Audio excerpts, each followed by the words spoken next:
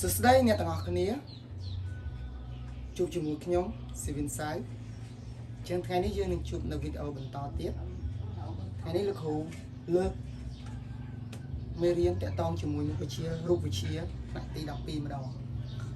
យើងនឹងធ្វើអត្រាកំណែសម័យប្រឡងថ្ងៃទី8ដុល្លារឆ្នាំ2024ណាឆ្នាំមុននេះចឹងលោកគ្រូនឹងធ្វើជាភាគឲ្យចប់មកវិញ្ញាសាហ្នឹងនឹងបន្តទៅវិញ្ញាសាមួយបន្តទៀតអូខេអញ្ចឹងកុំឲ្យខាត់ពេលវេលាយើងនឹងបន្តទៅអត្រាកំណែចម្លើយជាមួយលោកគ្រូប៉ុន្តែមុននឹងលោកគ្រូធ្វើអត្រាកំណែកុំភ្លេចចុច like subscribe និង share នៅ channel YouTube របស់លោកគ្រូផងមកខាត់ពេល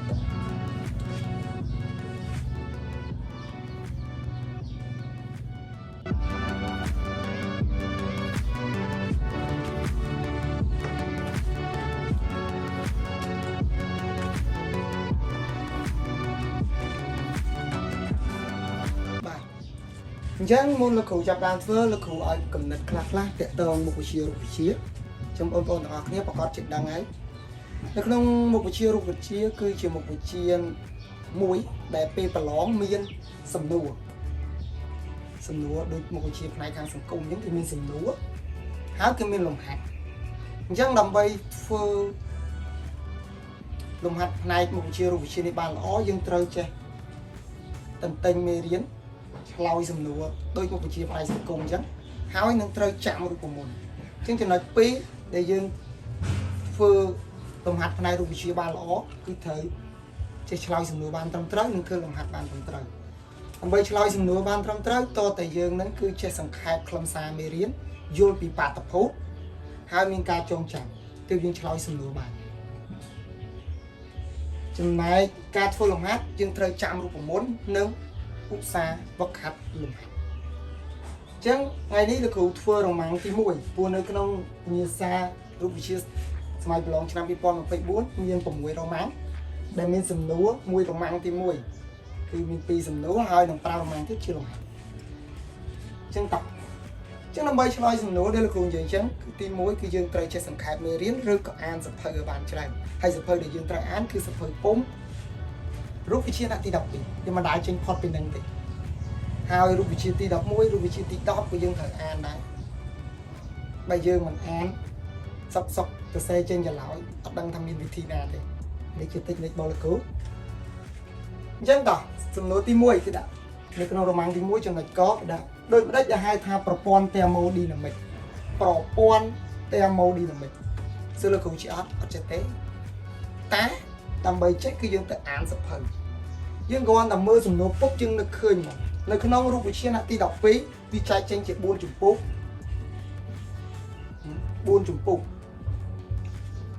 ណាយើងត្រូវគ្រាន់តែមើលមេរៀនលំហាត់ប្រឡងពុកយើងនឹកឃើញថារូបវិទ្យាថ្នាក់ទី12គឺមាន4ជំពូកហើយក្នុងជំពូកទី1មាន3មេរៀនណាម៉ូ3ជំពូកទី2មាន2មេរៀនម៉ូ2យើងត្រូវគ្រាន់តែមើលលំហាត់ពុកយើងនឹកឃើញដល់មេរៀនក្នុងសៀវភៅពុកពីព្រោះប្រឡងគឺយកវិញ្ញាសាពីក្រសួងគឺចេញសៀវភៅពុំវាមិនដែលចេញក្រៅនឹងទេអញ្ចឹងដំណោះស្រាយឲ្យល្អខាងរូបវិទ្យាគឺយើងត្រូវមើលក្នុងសៀវភៅពុំចំពុកទី3គឺមានចំនួន5មេរៀនហើយចំពុកទី4ដូចជាមាន4មេរៀនតែចំពុកទី4នេះលោកគ្រូមើលទៅរាល់ឆ្នាំទៅអត់ឃើញមានសំណួរដែលចេញតាក់ទងជាមួយនឹងចំពុកទី4ទេណាកន្លងក្រសួងគេអត់ឲ្យចេញតែបើសិនជា3នេះឃើញចេញណាអញ្ចឹងគ្រាន់តែមើលពុបសំណួរនឹងតាក់ទងប្រព័ន្ធ thermodynamic យើងត្រូវសម័យបន្ទាប់ពីយើងបានអានសៀវភៅពុំហើយសៀវភៅពុំយើងមិនអានលម្អិតទេដំបូងគឺយើងអានទូមើលអស់មេរៀនក្នុងសៀវភៅពុំហ្នឹងទី2ចាំយើងមើលអាមេរៀនដែលសំខាន់អាហ្នឹងបានជួយយើងបានច្រើនអញ្ចឹងគ្រាន់តែមើលពុបយើងនឹកឃើញទៅដល់ចំពុកទី2សំតុកគ្រាន់តែយើងមើលឃើញសំណួរគេដាក់ប្រព័ន្ធ thermodynamic គឺយើងធ្លាប់អានសៀវភៅយើងនឹកឃើញដល់ចំពុកទី1ហើយនៅក្នុងមេរៀនទី2ច្បាប់ទី1 thermodynamic អញ្ចឹងគាត់ឲ្យយើងចាំបែបហ្នឹងអញ្ចឹងវិធីសាស្ត្រ dương thời sẵn khép khâm xa mê riêng những mùi nữa ai bạn không mà mê riêng thì tại cả mình khâm xa bảo vì nè dân mê riêng thì pi đi đã to một con đẹp mau đi là mình chân dương sẵn khép ban khâm xa ai thì khác trước bữa sân chỉ dương ở toàn sẵn khép ban ở toàn hụt bề chặt bị ngày nó người riêng sẵn khép khâm xa này lúc hữu miên sập hơi bông đó bàn tay cũng đặt một tủ sáp cũng bạc mưa ta sầm lúa để cái sự thật định đây là một con tem mau đi bằng mình nơi không tầm qua tiền ta bóng cái dương mưa bạc nữa thì những bài sập hơi bông rút vào chia máu là khổ đặt này không sập hơi tủ sáp là khổ chứ là khổ mơ cơn tha mê riêng tì pí cũng bạc tờ mê riêng tì pí mê riêng tì pí là không chụp phục tì mùi cái đã chấp bắp tì mùi tem mau đi là mình phun sầm lúa tốt đăng thành nơi không mê riêng làm để sai dương lọt ăn sập hơi taบอกôn mà là ăn được thấy có bà chui thì vậy hay ăn miên pi chứ ăn còn là mình chọn tới nên một tiết ăn vô sẵn khai lâm sàng chẳng ní chỉ tích cái bóng chứ là cụ bạc mắc khơi nhái cứ này vô mình ấy bọc con theo màu đi mấy cứ nơi tầm po thì đặt bay chùm lại mua chuyện bốn cái đặt bọc con theo màu đi mấy cái áo này vô mình ấy ta bọc con đi ta theo màu đi là mấy muối cứ chỉ bọc con đây ta tua bầm lái theo màu đi là mấy tranh bị phiệp đá muối từ phiệp sạch muối tam đồng ná pro rất khó cóគ្នាbạnនេះគឺជាវិធីសាស្ត្ររយចម្លើយអូខេជាងយើងដឹងដាក់បានណាទីមួយយើងសង្ខេបចំពុកនឹងមេរៀនតែយើងអីខ្លះចាំចំណងជើងវាបន្ទាប់មកសំណួរចេញពុកយើងសម័យទៅរកវាភ្លាមហើយបើយើងបានអានវាហើយយើងចេះសង្ខេបខ្លឹមសារក្នុងមេរៀនហ្នឹងចំណុចសំខាន់ហ្នឹងទៀតចឹងរកពុកយើងនៅចំអញ្ចឹងតោះก็ไม่คาเฟ่ยืนđã chấm lóiยืนลอยตรงนั้นที่มวยchấm mấy cọ cái sự thật đấy là hai thápประปอนtheo màu đi là mình chứ dương được khơi cho đó không chấm phục tí muối mê riêng tí pì sắp tí muối theo màu đi là mất chứ bài của mưa không mê riêng tới rồi của dương ban sẵn khai đặt cả đá muối ấy thằng không mê riêng nên chuyện này sẵn khai này khác chứ khi dương rau khơi này ai từ bao giờ phân pum đủ phía khơi bán đây tầm po tí đập bấy cái đạiประปอนtheo màu đi là mình cứ chỉ chẳng dương do trong này sầm khăn bát nó nhưng có ra tục tới nhưng mà khăn rồi đau bờ lón chân nó trong bao nhiêu xịt khỏi nhưng tình tình giờ chán bà sân chia sả làm nên cả lại thì sao cái tông mình làm sao mới riêng mua muối anh ấy nhưng càng phải chăm tai bị dương ót dương lại phải thì sạc bằng ok propon tem mố bắt men ai chào pi sập phơi pum đấy bờ lón đi tranh mau pi cái sập phơi pum chẳng bao giờ là xa an sập phơi pum đấy cứ dương mình chờ propon theo màu đi là mình cái đạo thằng máy cứ chia propon cứ chia propon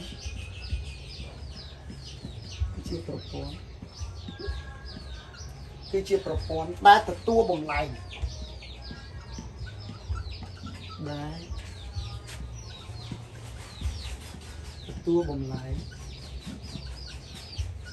đây là tua bồng lại tem màu đi là mình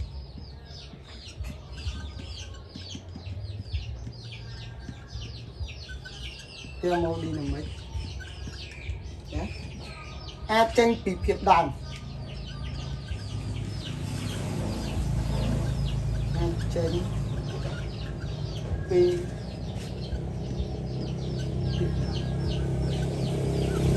trên việt nam muối trên việt nam muối tay chip sạch muối chip sạch muối tam đồng nàoประพฤติเข้ากับគ្នាtam đồng nàoประพฤติเข้ากับគ្នា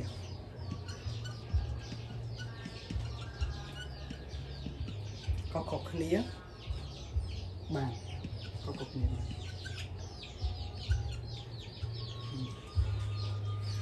nèนี่คือชื่อวิธีสักนะวิธีสักเล็กๆบอลลูกnhưng còn đang tham rục với chia cứ miền bị này thì miền sầm nốt nằm lòng hạt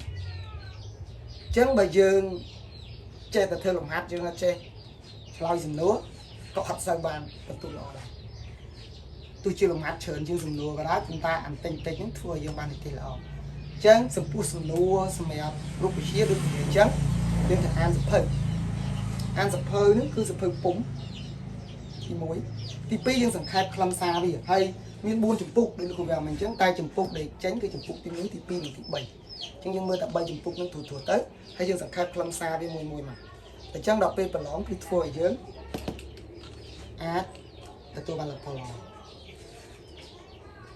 จังประปอนแต่โมดีน้ำมัดคือชีประปอนได้แต่ตัวผมหลายแต่โมดีน้ำมัดอาจเจนไปเพียบดาวมุ้ยแต่เพียบสายมุ้ยตามตำนาประพฤติเขาเคลียร์บ้านจุ่มลอยมุ้ยจังตั้งสมโนคอยังก็มาเอากระไรยุ่งหนูคอสมโนคอไปซื้อทาโดนมาได้หายทาจะเอาอันฉลาดโอเคก็ได้ใครนั่งใครก็ได้ตาเริ่มได้ท่าจะรอนฉลาดเจ้ายังก่อนนึกเคยดอจะรอนฉลาดปุ๊บยังนึกเคยดอจุ่มปุกตีแมนบ่ายคือจุ่มปุกตีใบจะรอนฉลาดนั่นคือแต่ต้องจุ่มปุกตีใบจึงยังสมัยท่านนึกครั้งมีเรียนน่ะยังตะใบสุดปุ่มมือปุ๊บหายยังตื่นใบคลำซามนะยังเตะตึงจำนวนกี่เซนจังไปยังบานมือวิจารณ์ประกอบจิบป้าหอยเรียมันอดปากมือแต่ประมาณใบจุ่มปุกเลยมือใบจุ่มปุกมือจับมือล้างวิป้าหอยตึงเลยให้โปรแกรมนี้อุปกรณ์พิเศษคูสลารถก็ประโยชน์ก็กระบายเทียบก็สังขารคลำซาวเทียบจึงตึงอย่างไรแต่ก็สังขารลงไปนะนี่คือจุดเต็งในโครงการเรียนรู้ประลองรู้เชื่อบางอ่อนนะโอเคจังเติมได้ดาวแต่จะร้อนฉลาดยังฉลาดมานะจะร้อนฉลาด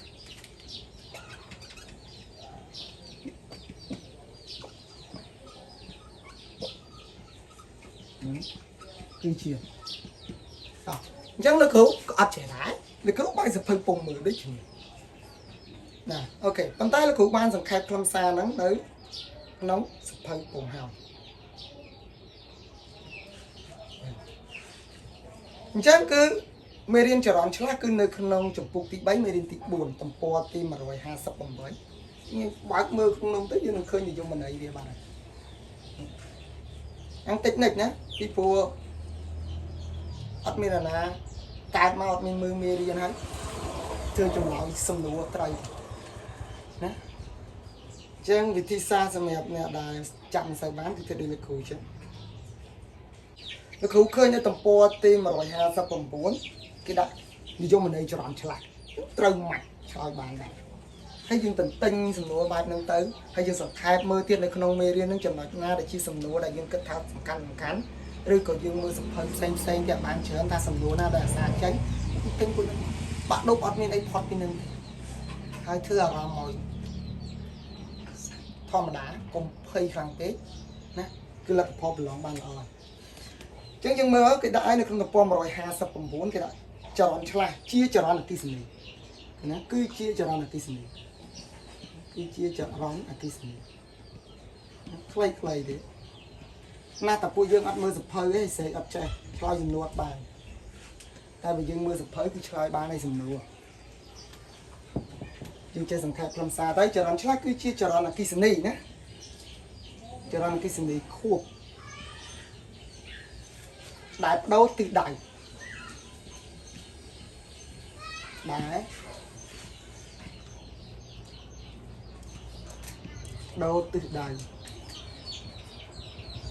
đại đâu từ đại pi đón không khủng đâu từ đại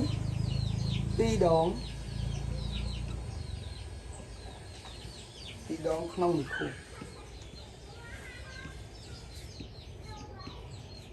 không muốn được đâu từ đây dòng bạc bắt nứt dùng này bảo viết ok nhưng riêng nơi riêng cho nó chla nó cho nó chọt đi tăng bị hại và thom máu họ không bị chia sạch còn là nó cái tình dùng này tết mà tìm bay tìm vốn thì tao thì đọc bôi thì đọc vì ta bây giờ mình chết con phải chưa các bà đấy vì thì sang đọc bay từ lòng bao nó nhưng mơ mê riêng là thằng đi đọc pi đang tương tới đó bây giờ mơ sầm nô cái tẹt to và ná dương sầm mãi tư là đó nông mê riêng nông tới ai dương sẵn khai làm xa được nông mê riêng nông hay sẵn khai nó cứ dương trời mưa chồng ngọt na để dương kịch hạ tránh dương trai việt tới hay tận tinh về chăm nó bọc khót chụp bài khót chụp bài chẳng đây là không gì chứ anh ấy là không tầm po tim rồi 54 cho ròn slack cái chia cái sneak cuốc đặt đâu từ đáy đông trong khu cái xưa chơi hay bởi dương vô bị ba tập khu tiếp cứ là ó những ai lực chia kia khó đầm bay đùm lắc trong khu các ba dương nè một cây miên cà bị 6 tiết chứ căng để vô tiền của một cái chi bị chi xa to tầm miên cà bị 6 căng mới khơi từ vừa dừng chặt vô ta bà sân chỉ dương mình dốt dương phở vì thi xa tận tình tam bạc sông cung mà họ cùng chẳng sầm nốt kho đấy cứ miên pí thì mỗi cái xưa tha ta cho rằng đừng đây đã cho rằng slack hai mươi tiết cứ ta cho rằng slack năng cho rằng chóp những việc khôngគ្នាដូចម្ដេចអញ្ចឹងរបៀបឆ្លើយចរន្តឆ្លាស់ខុសគ្នាដូចម្ដេចគឺមានន័យថារកតាខុសទេអត់ដូចគ្នាមិននិយាយទេគឺខ្ញុំដាក់មកត្រេមួយមកគឺចរន្តឆ្លាស់ចរន្តឆ្លាស់អូខេអញ្ចឹងចរន្តឆ្លាស់យ៉ាងម៉េចមានអីគេណាអញ្ចឹងសំណួរមួយនេះគឺយើងត្រូវការគិតវិភាគអញ្ចឹងយើងទៅអានខ្លឹមសារមេរៀនហ្នឹងឲ្យយល់ហើយយើងគិតទៅលើមេរៀនច្រើនជាប់យើងអាចបើកទៅសៀវភៅគុំដាក់ទី11ទី10ទី9ទី8ទី7ទី6អាក្រុមហ្នឹង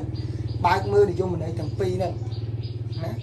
ហើយយើងយកមកវិភាគតាមមានចំណុចណាដែលខុសគ្នានេះយើងត្រូវការគិតបន្តិចណាត្រូវការគិតបន្តិចបាទនេះគឺមានចម្លើយនៅក្នុងសៀវភៅតែម្ដងអញ្ចឹងបាននិយាយថាបើយើងរៀនថ្នាក់វិទ្យាសាស្ត្រយើងអត់ចេះស្រាវជ្រាវយើងរៀនតាម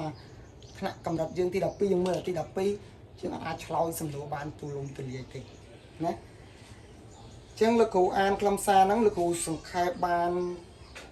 ចម្លើយខ្លីៗមិនបាច់វែងពេកទេលក្ខណៈខុសគ្នារបស់ចរន្តឆ្លាស់គឺអង្គតង់សតេវាគឺប្រែប្រួលដូរទិសដៅយើងមើលនិយមន័យគេនិយាយថាម៉េចដូរទិសដៅពីរដងក្នុងមួយខួបណាអញ្ចឹងចរន្តឆ្លាស់ចំណុចរបស់វាធំទី1ដែលលោកគ្រូសរុបខ្លឹមសារមកអានគ្រប់សភៅមកឃើញថានិយាយពីអង្គតង់សតេវាគឺប្រែប្រួលណាចរន្តឆ្លាស់មានណាអង្គតង់ស៊ីតេមានអង្គតង់ស៊ីតេមានអង្គតង់ស៊ីតេប្រែប្រួលណានៅក្នុងយើងក៏មានរូបមន្តមានអីបង្ហាញដែរតែលោកគ្រូមិនលម្អិតពេកនាំទៅវែងឆ្ងាយយើងអាចមើលបន្ថែមខ្លួនឯងក៏ដឹងថាចរន្តឆ្លាស់គឺមានអង្គតង់ស៊ីតេប្រែប្រួលណាហើយបដូរទិសដៅណាហើយដូរទិសដៅដូរទិសដៅនេះគឺលក្ខណៈខុសគ្នាពីចរន្តជាប់ចុះចរន្តជាប់វិញណាចរន្តជាប់ចរន្តជាប់អញ្ចឹងចរន្តឆ្លាស់យើងដឹងឲ្យគេតាំងដោយ AC ចរន្តជាប់គេតាំងដោយ DC ណាយើងទៅស្វែងយល់ពីពួកវាទៅយើងនឹងអាចយើងអានសភៅឲ្យបានច្រើនទៅព្រោះពីកាត់កុំយើងនឹងយល់ដឹងពីវាណាតែបើមានកាប់ពិសោធន៍ជាក់ស្ដែងឬក៏គេលើកឧទាហរណ៍បង្ហាញទៀតកាន់តែល្អណាចឹងលោកគ្រូអានមកលោកគ្រូសរុបបានបែបហ្នឹងគឺចរន្តឆ្លាស់មានអង្គតង់សតេប្រែប្រួលហើយមានហើយបដូរទិសដៅហើយចរន្តជាប់គឺអង្គតង់សតេវាគឺថែណាមានអង្គតង់សតេវាថែមួយប្រែប្រួលមួយថែណាមានអង្គតង់ស៊ីតេថែណាវាផ្ទុយពីអាហ្នឹងអញ្ចឹងបានគេហៅថាខុសគ្នាហើយទិសដៅច្បាស់លាស់ណា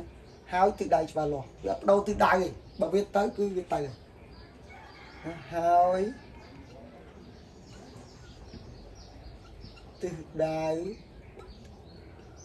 ណាហើយទិសដៅច្បាស់លាស់ព្រោះថាបន្តិចចាច្បាស់លាស់បាទនេះហើយគឺជាអត្រាកំណែមួយតកតងជាមួយនឹងមុខវិជ្ជាវិសារូបវិទ្យាប្រឡងឆ្នាំ2024លោកគ្រូលើករម៉ាំងទី1ដែលមានសំណួរ2អញ្ចឹងលោកគ្រូសង្ខេបមកវិញក្នុងមុខវិជ្ជារូបវិទ្យា มันថាថ្នាក់ណាទេភិកច្រើនប្រឡងទៅគឺមានពីរផ្នែកគឺផ្នែកសំណួរនិងផ្នែកលំហាត់ផ្នែកសំណួរដើម្បីធ្វើបានល្អបងប្អូនទាំងអស់គ្នាត្រូវអានសភៅគ្រប់កម្រិតអានមានពីរទី1យើងអានក៏បញ្ចប់ទៅបើកមើលទូពេលអារម្មណ៍ល្អអារម្មណ៍ល្អរៀនកាត់ចូលដែរទី2យើងចាប់ផ្ដើមរៀនសង្ខេបតាមខ្លឹមសារតែក្នុងមេរៀនមួយហ្នឹងមានខ្លឹមសារសំខាន់នៃខ្លះយើងណូតទៅសេវាមកណាសំណួរបង្កើតសំណួរហើយបង្កើតឆ្លើយដោយខ្លួនឯងទី2ណាយើងត្រូវយល់ពីបាតុភូតនៃសំណួរហ្នឹងមានការពិសោធន៍ជាក់ស្ដែងអីទៅបើយើងអត់មានទេយើងព្យាយាមទន្ទិញដោយមុខវិជ្ជាខាងផ្នែកវិទ្យាសាស្ត្រសង្គមអញ្ចឹងណាទី3គឺយើងឧស្សាហ៍អានសភៅនឹងគឺសម្រាប់ផ្នែកសំណួរចំពោះផ្នែកលំហាត់គឺយើងអាសាឲ្យយើងត្រូវសង្ខេបរូបមន្តចងចាំរូបមន្តឲ្យបានច្រើនចេះបំបែកខ្នាតចេះបដូរខ្នាតអីនេះគឺជាចំណុចមួយការព្រឹកទី2គឺយើងត្រូវឧស្សាហ៍វឹកហាត់លំហាត់ទើបយើងធ្វើឲ្យយើងចងចាំបាទអញ្ចឹងលោកគ្រូមានប៉ុណ្ណឹងហើយនេះគឺជាពាក្យមួយសូមបញ្ចប់ត្រឹមប៉ុណ្ណឹងយើងនឹងជួបគ្នានៅពាក្យ2ទៀតអរគុណច្រើនសម្រាប់ការតាមដានទស្សនាវីដេអូរបស់លោកគ្រូតាំងពីដើមដល់ចប់ហើយជួយចុច like subscribe និង share នៅ channel YouTube របស់លោកគ្រូផងដើម្បីជាការលើកទឹកចិត្តអូខេជម្រាបលាទាំងអស់គ្នាជួបលោកគ្រូវិញនៅពេលក្រោយ